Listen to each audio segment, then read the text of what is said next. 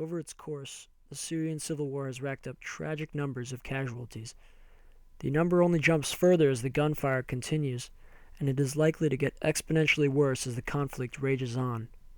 According to a recent statement made on February 14th, 2014 by the Syrian Observatory for Human Rights, over 140,000 people have been killed in the violence that erupted in response to al-Bashar Assad's oppressive regime.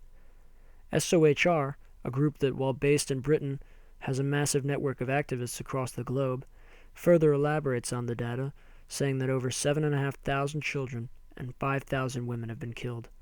As more of the country is engulfed in the firefights and entire cities are leveled, this war is proving increasingly catastrophic to the welfare of not only the nation, but its people as well. The organization also points out that the data does not factor in the estimated 180,000 plus prisoners missing inside the prisons of the regime. In this case, most of the captured people are insurgents who fought alongside other rebels against the fierce Syrian government that has cracked down on its people with unrelenting force.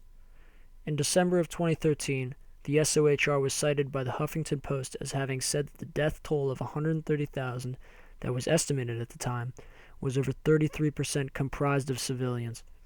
Equally troubling is the fact that, according to a statement made by senior aide to President Obama Susan Rice on February 24, 2014, Syria will become a breeding ground for terrorism if its government continues to act indifferently toward it.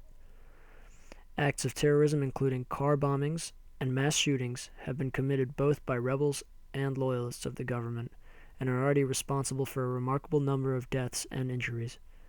In fact, according to the Council on Foreign Relations, Syria was first categorized as a state sponsor of terrorism in 1979, and it still continues to uphold this reputation.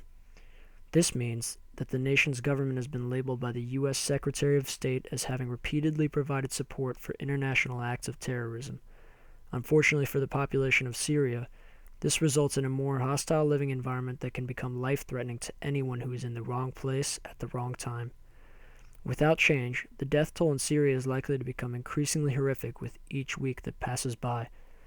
This is why the U.S. government must engage in some degree of military intervention in Syria.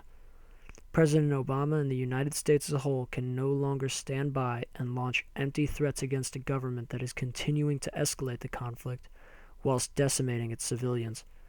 The recent peace talks failed to resolve any of the issues, so it is my belief that a more drastic approach must be taken.